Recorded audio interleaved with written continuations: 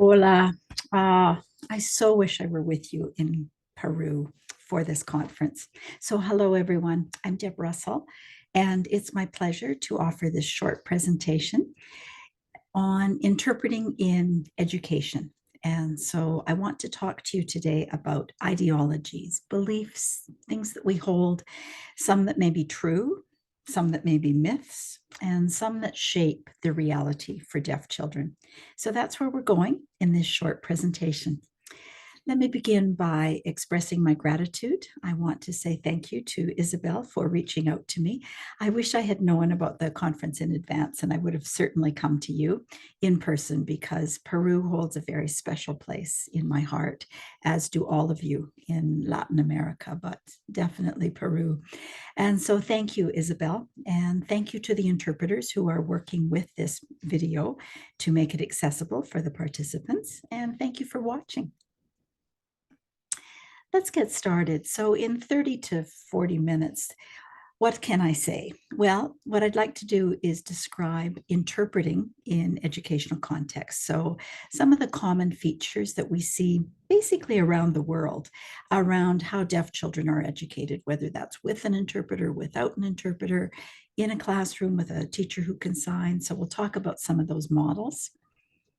Then I'd like to move us to ideologies. What beliefs do we have about this system, and where do those beliefs come from? Because sometimes we want to implement change, but it really is looking at what is the system that we are trying to change, and talk about those realities, and then talk a little bit about how do we support more effective interpreting if that's what it needs to be in the classroom. So when I use the phrase inclusive settings, I wonder what that means to most of you who are listening or watching. Sometimes I ask people to answer this question. When I think about inclusive settings for deaf and hard of hearing kids, I am most concerned about. Or when I think about inclusive education, that means ...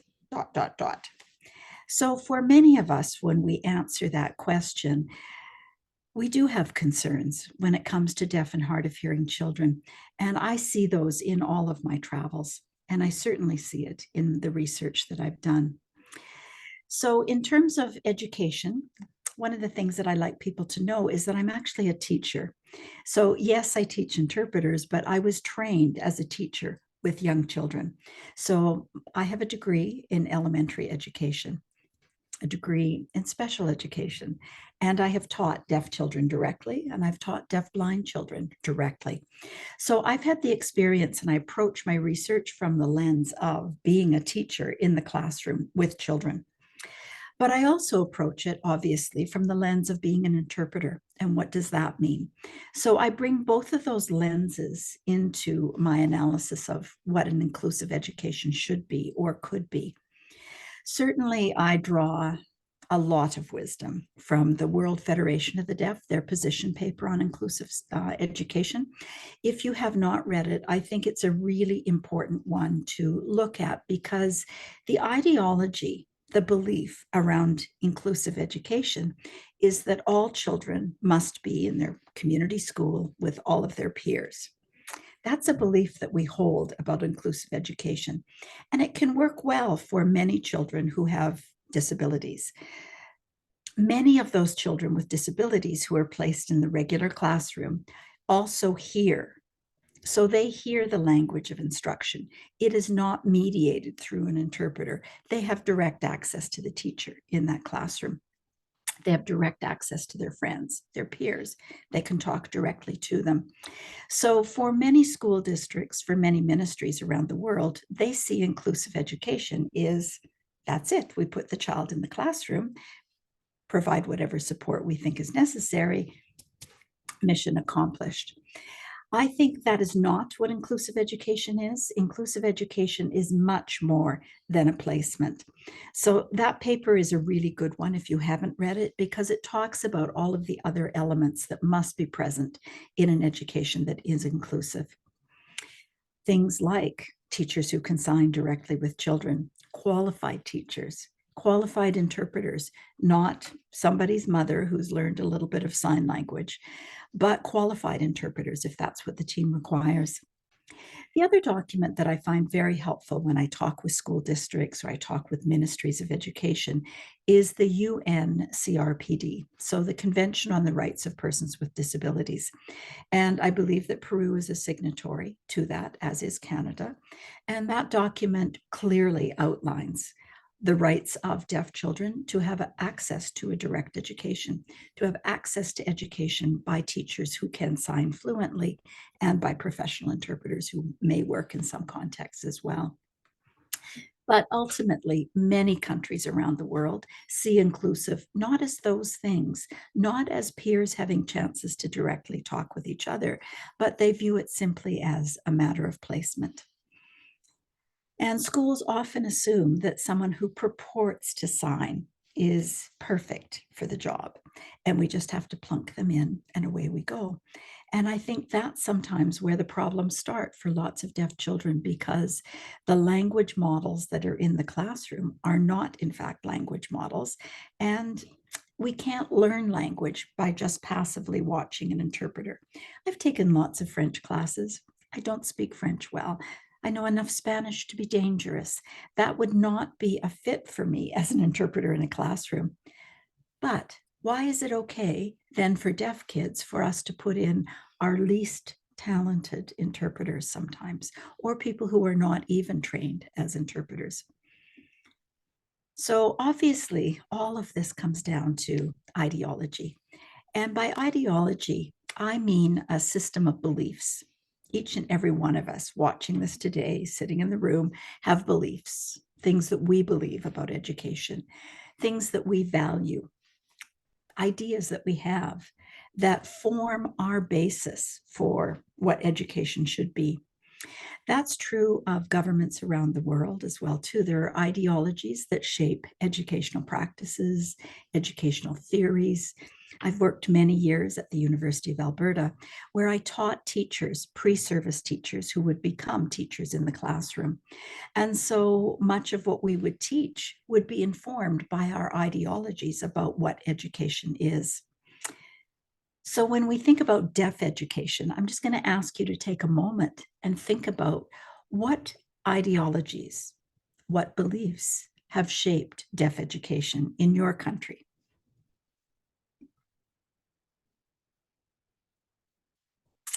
I'll say a bit about some of the dominant ideologies that I think shape education around the world. So this is Canadian research, but it also fits many of the countries that I've had the good fortune to visit.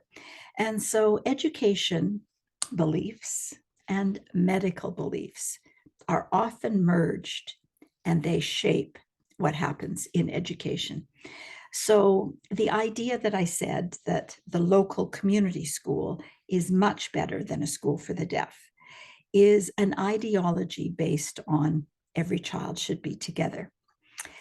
The idea that deaf schools are segregated schools comes from our old pedagogical ideas that we brought kids together who had significant disabilities and we taught them in their own schools. And for some kids with disabilities, that was harmful. For deaf kids, it was often a very positive experience to be with their peers, to be with teachers who could sign. Even in schools where they were forbidden to sign, the kids signed. In the dorms, they signed. On the playground, they signed. So the point being is that they had friendships, they had communication with peers. They felt socially supported and educationally supported when they had direct access to a teacher who could sign. So for people who don't know deaf education, they view those schools as segregation. And yet, I live in Canada. It's a bilingual country where we purport to support bilingualism. So French, English are our official languages. And my children went to a French bilingual school, a French immersion school. That was valued. We value bilingual education. What's going on at the deaf school, to me, is bilingual education, but we don't value it. So the broader educational philosophy is that segregation, bad. Integration, good. without looking at what are the actual aspects of the deaf child learning. What are the actual aspects of the deaf child having friendships? What are the actual aspects that the child is progressing intellectually in the ways that we would want them to be? The other thing that happens, I think, in inclusive education as an ideology is that it's based on accommodations in many countries, and that's certainly true for Canada as well, too. So a child gets coded as having a disability. So the kids who are deaf have a particular code. The kids who are hard of hearing have a particular code. And that code then influences how much money is spent on accommodating that child. I don't know what this word is in Spanish, but for me, accommodation means we'll try and work with you and fit something for you, versus access, which is access to education for all students, regardless of what they need. The accommodation comes from a medical paradigm, a medical ideology that says you have something wrong, but we can add this in and try and fix it. An accommodation might be that we offer a child a cochlear implant and then say, don't learn sign language. So those accommodations are often based on medical diagnosis. Coding systems and funding systems are often based on diagnosis.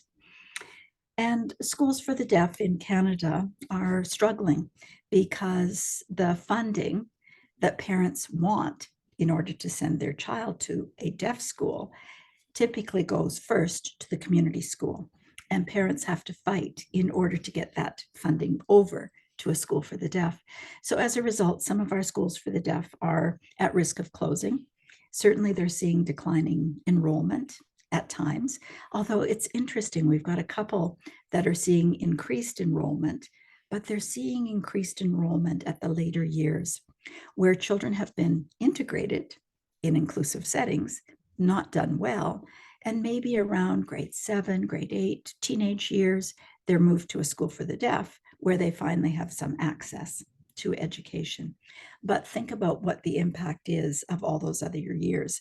So it's only when they haven't done well, they've not succeeded, we now move them to what is called a school for the deaf. So this is a challenge, and it is a challenge as well because we have a whole workforce, people like me who are nearing retirement, who are no longer teaching kids at schools for the deaf, and our younger deaf community are looking at education going, that's not my dream job. Whereas before, education was a good job. It's a really good job. I still believe that it's a good job, but it's not attractive to many young practitioners. The other piece around ideology that I would say specifically for deaf kids is that one size fits all. So we just have to put them in the local school and maybe we get in a signer. Good enough. What do I mean by a signer? Well, somebody like me who's taken 60 hours of French or 60 hours of Spanish and has enough language to do damage. That's what a signer is. It provides an incomplete language access. Incomplete language access means incomplete learning. So this is a problem. Cochlear implants, one size fits all. Give you a cochlear implant, you don't need sign language. Later on one of the slides, you'll see something called the Carter-Churchill case here in Canada, where it's a family where the child required sign language. The school system did not provide it. Eventually, the parents took it through a human rights tribunal and actually won a qualified interpreter, a qualified teacher of the deaf to work with their child. But that took tremendous financial reserves and tremendous emotional turmoil to go through that entire legal process. But that ideology that affected that child's language and learning was based on he's got a cochlear implant, that's all he needs, when in fact it wasn't what he needed at all. And we sometimes think about scarcity in the education systems. Governments these days in Canada, perhaps in your country, talk about ways to save money. The biggest ministries in our country are typically the Ministry of Health and the Ministry of Education. And their ideologies are, mapped on top of each other. Their beliefs and their connection to each other is strong. And so if there's a scarcity of money and we have to accommodate all these other deaf kids, I couldn't possibly spend money on hiring a real interpreter who's going to cost as much as a teacher. That scarcity mentality, that belief that there's not enough money to go around and that it has to be portioned equally, does not mean an equitable education. So the deaf child requires full access to the language of instruction. The child who's in a wheelchair requires physical access to the building, a ramp, classrooms, washrooms. Children who are blind may require some other supports from technology. What they require is not the same thing. So the accommodation budget that says I must give the same amount to every child is not a reasonable way to approach education. So all of those myths and ideologies bring me to write about, in my studies, the illusion of inclusion. And the illusion of inclusion, many scholars have written about this, but it's that idea that, oh yes, we value equity, we value inclusion, we value diversity, until it actually costs us money. And then we don't necessarily value the EDIA, that diversity lens, that inclusive lens. And for many schools, they have the illusion that they are inclusive. The deaf child's welcome in the school. He can walk through the doors. We hired somebody who has, I don't know, 3 levels of sign language. They're learning sign language every day from the child. What more do we need? That is the illusion of inclusion. Yes, the child is physically present, but it doesn't mean that he's academically engaged or socially engaged or intellectually engaged in that classroom. So when I don't have those 3 things, I don't think it's inclusive at all. And so for many deaf kids in my studies, sadly, what we see is that they become bystanders. What do I mean by a bystander? A bystander might be that you see a car accident happen and you don't call 911 or the equivalent of the emergency services. You just stand and watch. Bystander syndrome. Deaf kids end up being bystanders, not active participants in their education, when they just have to watch an interpreter all day, when they have interpreters that are trying to get their attention, saying, watch me, and yet it's exhausting 6 hours a day to watch sign language, no matter how good the interpreter is. Hearing kids can put their heads down. Hearing kids can do something else while they're still taking in information. Deaf kids have 2 eyes, and they either have to be on the interpreter, on the board, where things are being presented visually, or trying to figure out who's talking behind them. These demands make it very, very fatiguing for deaf kids. But if the principal comes into the classroom and I'm signing away, their idea is inclusion is happening. The child has access. Access to what? He's watching sign language, yes. It doesn't mean he has access to learning. And that's the difference to me in terms of inclusive education. So I've been saying that I like 3 things as my frame. For me, a meaningful education requires the child to have social connections. So much of what education is the social environment. And if this is true in Peru, and I think it probably is that good teachers encourage conversation in between students in the classroom. But peer connections also happen out on the playground. They happen at lunchtime. They happen after school. And it's the peer connections that are so, so powerful. Kids are drawn to other kids. No matter how interesting we are as teachers, we are the adult in the room, whereas a peer is a peer for life often. The other area that engagement has to happen is academically. So not just watching a sign language, but am I actually learning the content that's being taught? Am I actually academically engaged in the learning? And the third level for me is intellectual engagement. Maybe you're thinking, well, how is that different than academic? Intellectual engagement for me is the ways that we want kids to be curious and stimulated. We want them to think about what do they know? What do they not know? What are they curious about? What are they interested in? If I'm only a bystander, it's highly unlikely that I'm actually having time to really think about, what do I think about that science experiment? What do I believe about what that teacher was just talking about in social studies? What do I believe about these things? That cognition is the intellectual engagement, that thinking about my own thinking, thinking about what others think, and yet using those interests to keep me engaged in school and progressing along the path. So sometimes I talk about the idea that, the social connections are key throughout one's education experience. If we're talking about from the time a child is 5, in our system comes into kindergarten till grade 12 when they graduate, and then they can go off to college. It's often the peer piece that keeps them on track, engaged in school, and then the peer piece that gets them moving to post-secondary, whatever that looks like. It could be a technical school, it could be an apprenticeship, it could be going to college and university. And without that peer support, this peer talking about, did you apply to that school yet in grade 11? You should. Did you go to the career fair? This seems like a really good job in the future. So those kinds of peer connections are just so, so key. Let me talk a little bit about what we found in our Canadian studies. So in terms of the research around inclusive education, I wanted multiple views on the problem of, is the child able to learn in this inclusive education? So I interviewed teachers and principals, I interviewed parents, I interviewed deaf kids, I went in and looked at interpreting. And so we have multiple perspectives. And from the perspective of the principals or the administration or the teachers, everything's fine. Deb is a great interpreter. She's doing really well in the classroom. They have no idea if I am missing huge gaps because they don't sign. From the interpreter's perspective, similar. Deb is great. She collaborates when I don't have time to pay attention to the deaf teacher.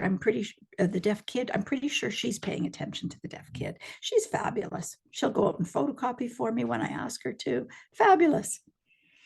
From the interpreter's perspective, I don't think this is working, is what we got from most of the interpreters, who really felt like, I am here every day, but I don't think this is working for this child. For the deaf children who we could interview, who were, somewhat older, and their parents had agreed that we could talk to them, many of them were moving forward and moving back, moving forward, moving back, and some of them were moving farther and farther back. So they were not succeeding, they were failing. The parents, when we interviewed them, often were like Carter Churchill, his mom and dad saying, I didn't know he wasn't learning until it was almost too late. So when I think about those kids that are coming back to schools for the deaf, or schools where they can have direct instruction, when they're 13, 12, they've already had 6 years of education that didn't work. Think about what that means for somebody's self-esteem. The other thing that we saw when we went in and looked at the interpreting and we videotaped the interpreters is that many of them had this idea that I just have to keep signing as much as I can. Sign, sign, sign, word, word, word. Whatever the teacher's saying, I'm trying to get all of that out without recognizing that none of that made any sense. None of that was in a meaningful form, in a natural sign language form that somebody could actually take in and comprehend. So there were real issues around the interpreter's ideology about language acquisition. They thought if I just kept signing as much as I possibly can, the child will learn language. Kids don't learn language that way. Kids learn language by using language, having opportunities to take in good language models and then talk with other people using sign language. That's how people learn language, is interaction. We don't learn language typically from an app. We learn language by talking to people. And so the interpreter ideology, their beliefs, really shaped what the deaf kids were getting. And so the result was that the interpreters were not paying attention to what the teachers were doing. And teachers do really important things with language, really important things. And they frame language in ways that is purposeful.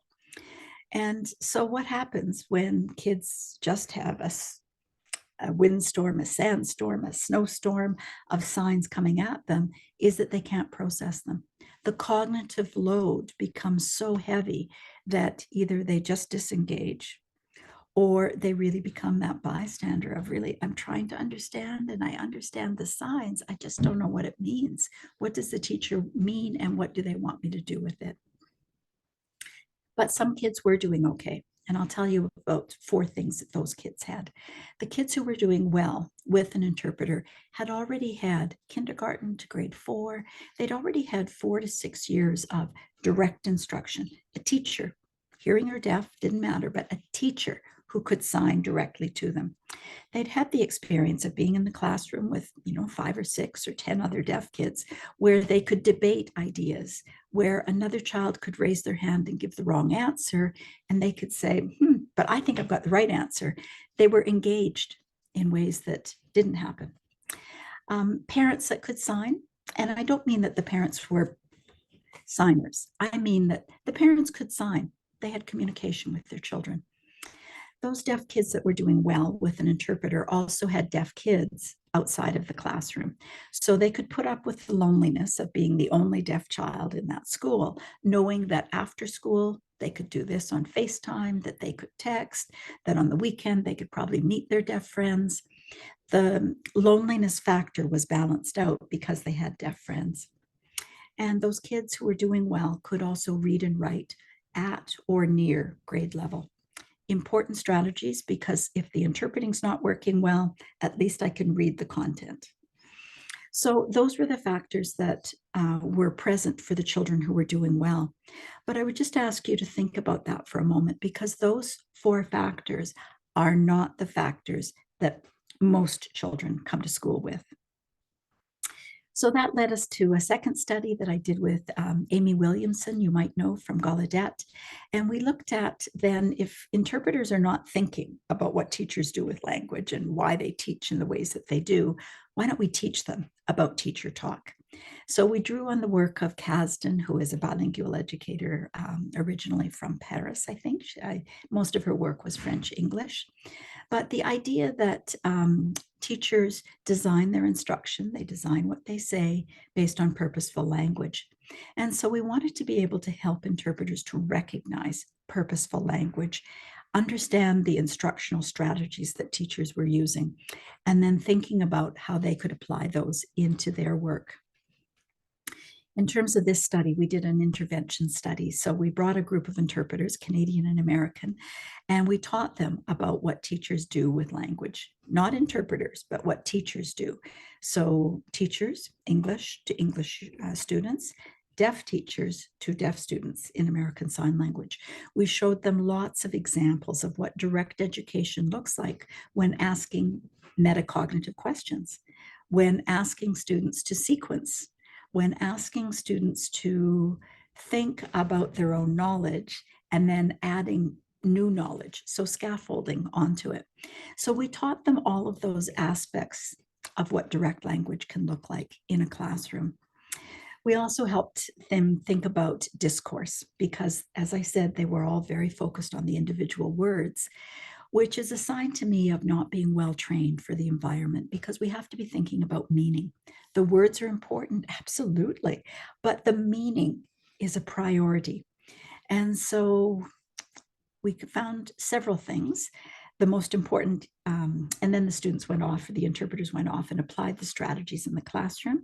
They journaled about what strategies were working for them. They came back 6 weeks later and we were able to sift through what was most important for them, which then helps us design professional development that fits educational interpreters.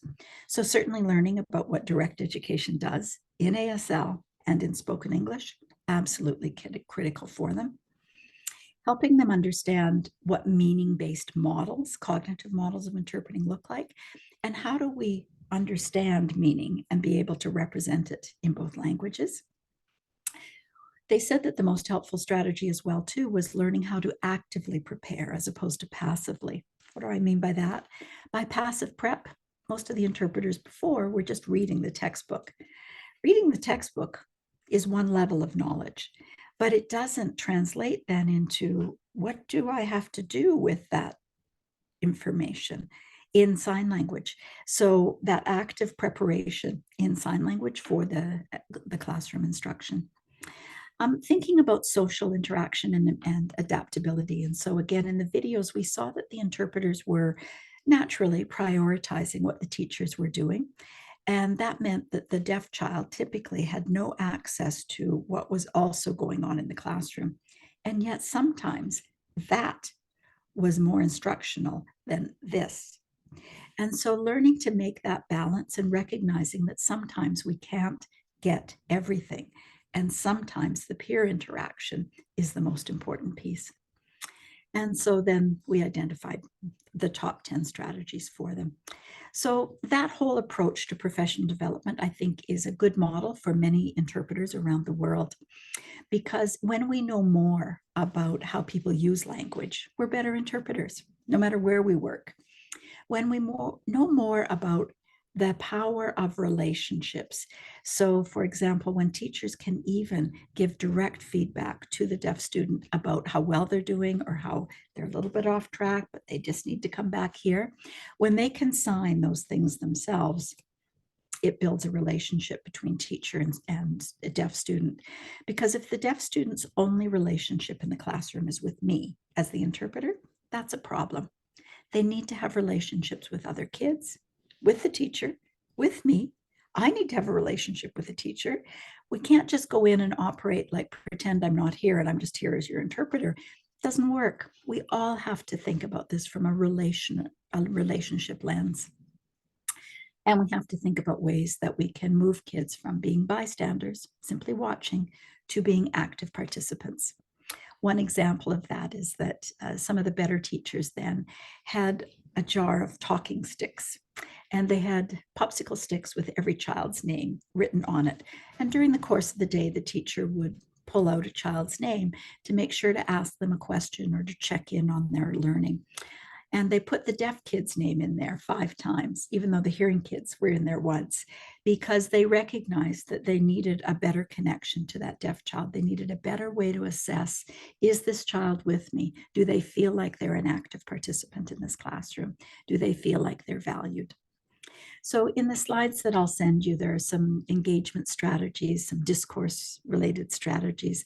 But in the interest of time, I'll just keep moving through to say that when we have a greater awareness around what teachers are doing with language, thinking about what that looks like directly, those instructional strategies, I can start to bring some of that into my sign language use, which means I need to see a lot of deaf adults, good teachers who are teaching directly, to understand what are they doing with these language functions. How are they asking those good questions? How are they scaffolding?